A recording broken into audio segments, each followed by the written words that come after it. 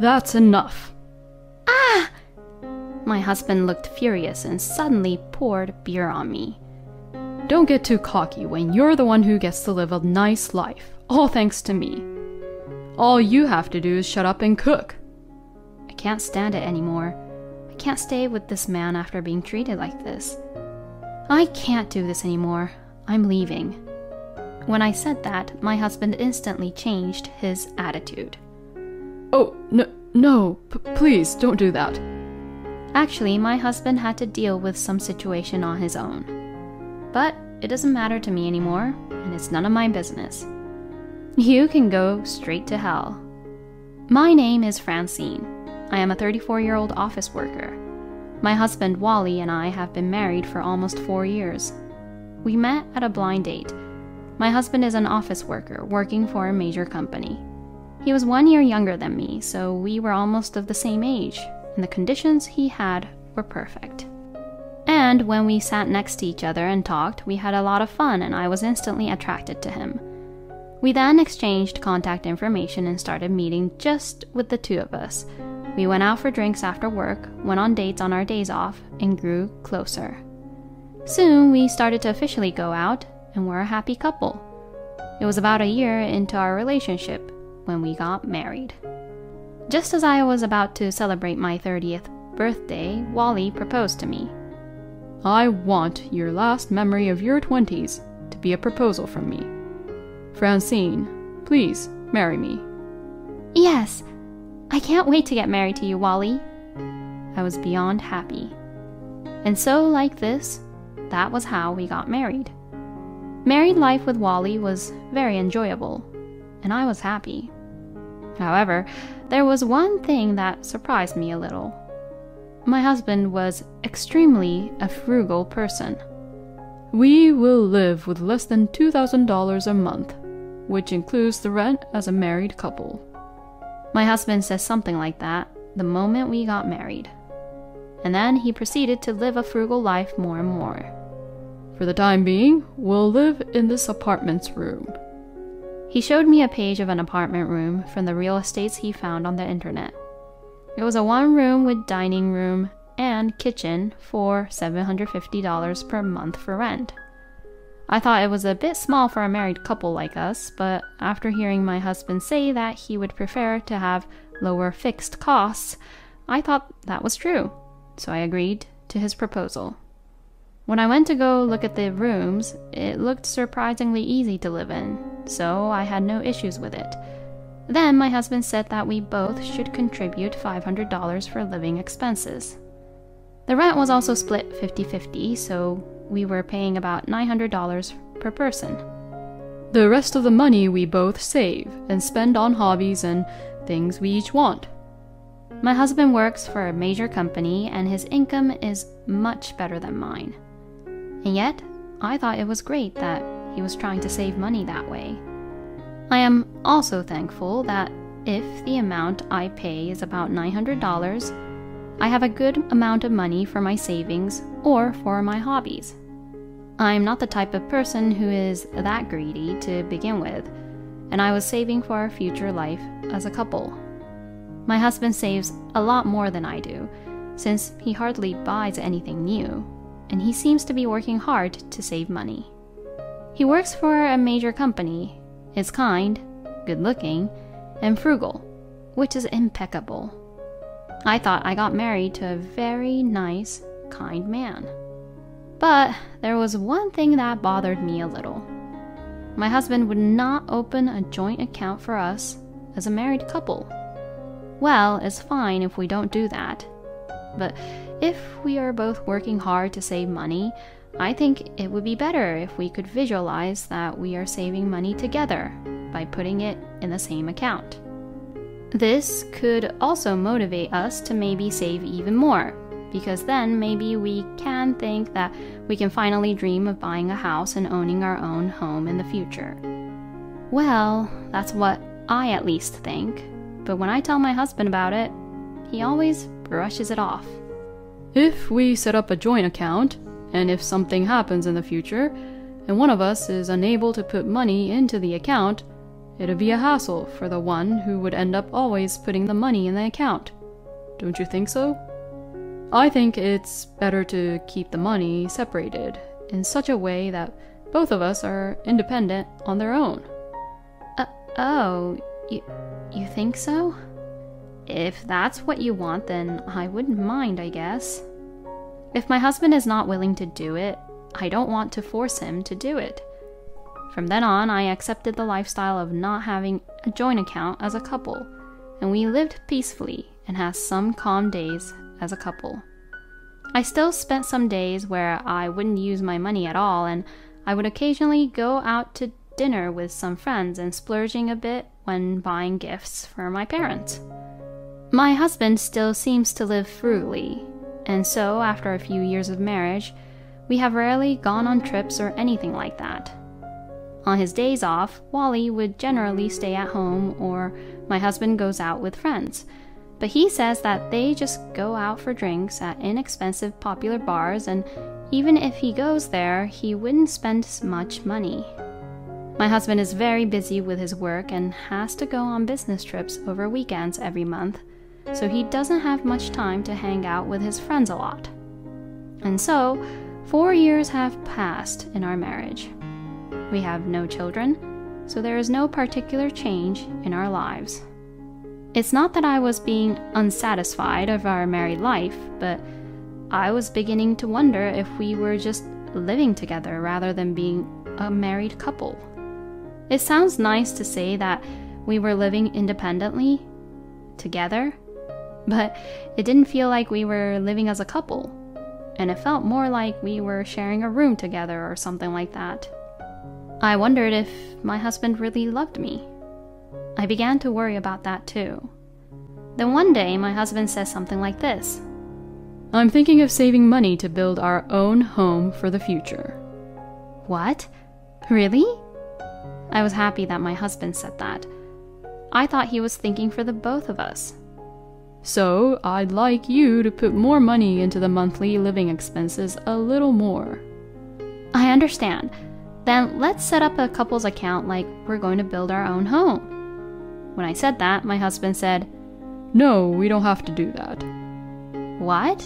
But why not? Wouldn't it be easier that way?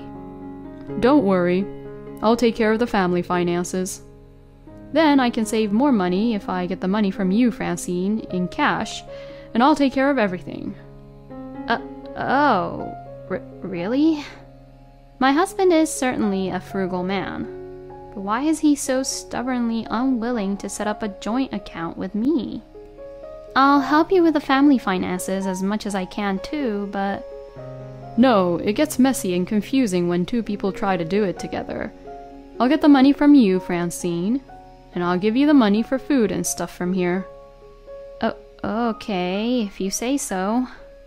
I felt a little uncomfortable about Wally's proposal, but I decided to follow his idea. And I started to give him about $500 more every month than I did before.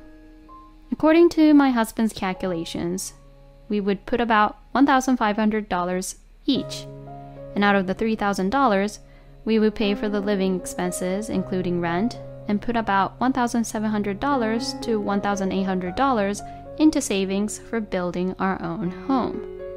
I was really surprised to hear his idea. If we take out the rent, we'll have about $400 to $500 to put into living expenses. We will have to pay for food, utilities, and daily necessities from there, which means we will have to save a lot of money. In fact, my husband only gave me $250 for food for the whole month. With such a small amount of money, it is quite difficult to make a full daily meal for two people. But my husband is working hard to save money so that we can build our own home, so I must work hard too. With this in mind, I desperately tried to plan out new ways to cook. I used bean sprouts and tofu to add to meat dishes and bought discounted foods and froze them immediately and tried to save money on food costs. I thought to myself that I was making a lot of effort, but my husband gradually began to complain about the meals I have been cooking recently. Hey, lately, the meals you make always seems to be really bland. When he complained about this, I was a little offended. Well, that's because the amount of money you give me for our meals is quite small, so I can't help it. I'm trying my best, you know. When I said this, my husband's eyes widened, and he became angry. Why are you being so cross with me? I'm saving money for our own home, you know. Even if that's the case, we're going to have to spend a little more on food, or else we'll end up eating meals like this all the time. Oh, don't be such a crybaby. I've given you enough money, haven't I? You just have to work it out. I won't increase the food budget from $250. End of discussion. You're the one who has to make the meals in a way that I'd be satisfied with. Wow, this was just too much. Why would he say such outrageous things? But my husband stubbornly refused to increase our food budget. So I had no choice but to add about $100 from my own income and increase the food budget myself to make ends meet. I knew that if I did not do this, our food situation would become worse and worse.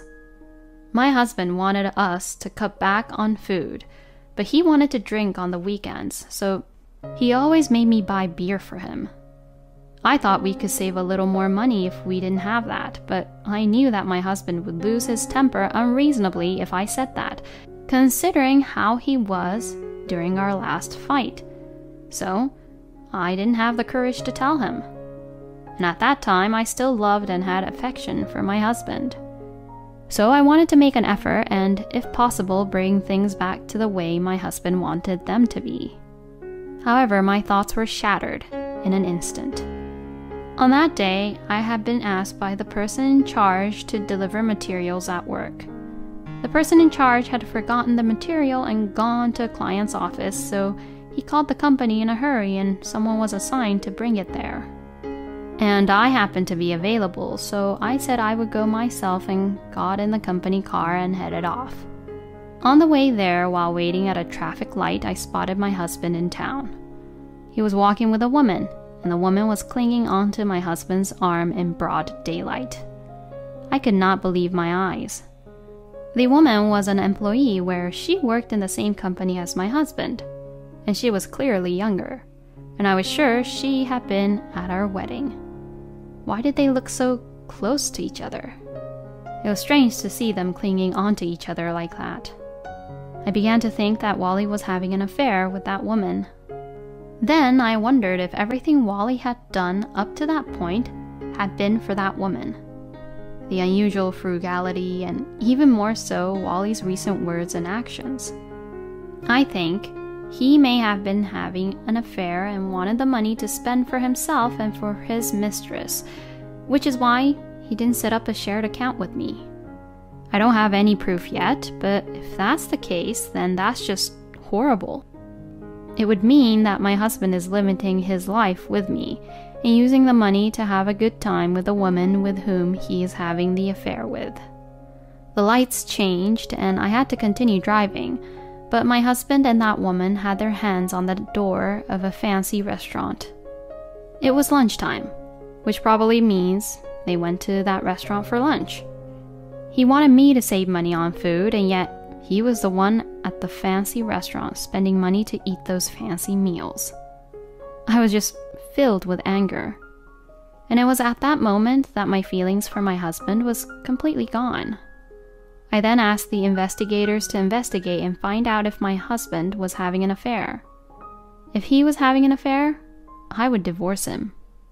I was determined to do so. And when the results of the investigation came out, I went to get them. As a result, my husband did have an affair behind my back. He was having an affair with that woman.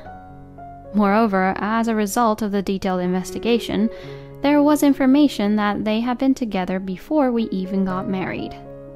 In other words, they had been having an affair for more than 4 years. And now, knowing that fact, I could not forgive my husband. I wanted to beat him up right now, but that would put me at a disadvantage. I decided to calmly make various preparations. First, I consulted a lawyer, prepared to get alimony, and then went to a real estate agency to look for a room to live on my own. But when I was somewhat ready, I had an argument with my husband. This was all triggered by none other than my husband. Don't you think your cooking is getting bland again? Come on, don't serve the same side dishes as yesterday. My husband started complaining to me just like that about the meals again. I had no affection for him anymore, so I coldly argued back. You're the one not providing enough money for food, so it's no wonder, don't you think? It's your fault that you don't try to increase our food budget. When I said this, my husband stood up with his eyes wide open. Then he took me by surprise. That's enough. Ah! My husband looked furious and suddenly poured beer all over me. Don't get too cocky when you're the one who gets to live a nice life, all thanks to me. All you have to do is shut up and cook. I can't stand it anymore. I can't stay with this man after being treated like this. I can't do this anymore. I'm leaving. What? You're leaving? Yeah, I can't live with a lousy scumbag man like you. I said that to Wally while getting a towel and wiping my face with the beer. My husband was clearly upset, as if he didn't think I was actually going to leave. Don't be so stupid. You are my wife. You're supposed to stay at home, do your chores, and contribute financially to the family. My husband is pushing his own selfish logic onto me. What the hell are you talking about? That's your selfish point of view, isn't it? I mean, I'm planning to divorce you anyways. Divorce me? Now wait a minute. Why are you saying something so outrageous and completely unrelated to what we were discussing here? Well, that's because you're having an affair. What? No, I'm not. I even have proof, you know. I showed my husband the photo evidence I had obtained from the investigation. See, this is the proof that you are having an affair. I will divorce you and have you and your mistress pay alimony to me. When I said this, my husband immediately changed his attitude. What? No, please don't. My husband was extremely upset. Actually, my husband had to deal with some situation on his own. Wally's mistress was, in fact, pregnant. As a result of the investigation, I found out that my husband had gotten that woman pregnant. I guess that's why he needed the money, and that's why he was being extra frugal lately. But it doesn't matter to me anymore. I don't care if you need money or not. After all, your life with me was for stability, free money, and to make a good public impression, wasn't it? I got a hold of your colleague and asked him about you, actually. Excuse me? And I found out that actually you've been romantically involved with your colleague who's younger than you for a long time. But it seems like you were talking about marrying a woman who would obediently abide by your rules because you had to get married in order to get ahead in life with promotions and whatnot. And I was the one who fell on your trap, right? I really do feel like a complete idiot. So now that I know the truth, I'll take what I can get from you. And you can go straight to hell. No way. My husband was frozen, looking completely pale. While I saw my husband being like that, I packed up my belongings and went back to my parents' house for the time being. After that, I demanded alimony from my husband and the woman with whom he was having an affair with. I had sent content certificates to their workplaces and my husband's parents' home so that people around them knew about the affair.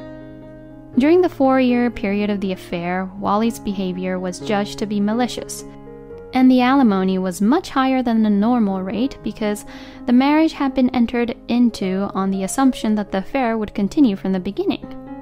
As a result, I was able to claim $100,000 in alimony from my husband and $50,000 from his mistress. And because my lawyer was excellent, I got no division of property, so the money I had saved on my own did not go to my husband at all. After the divorce, my ex-husband and his mistress were saddled with a large amount of debt. My ex-husband was not frugal, but he had saved money from his marriage to me, and the rest of the money he had saved had been spent lavishly with his mistress, and he had no savings at all. And And because of this incident, my ex-husband was demoted and he had to leave for a rural department in a local area. Wally's mistress decided that it was impossible for her to have a child on her own with the distance between them, so she had no choice but to quit her job and follow Wally. Later, I heard from one of my ex-husband's co-workers that the ex-husband's mistress was having a very difficult time making ends meet while paying alimony, living expenses, and childcare costs. Now they both work double shifts, and they are both a wreck, both physically and mentally. But it's all their own fault, and they deserve what they got. I am working through my lawyer to have their wages garnished mercilessly if they fail to pay their alimony on time. So they will have to spend the rest of their lives paying me alimony. Meanwhile, I have been investing my savings into investments and increasing my assets.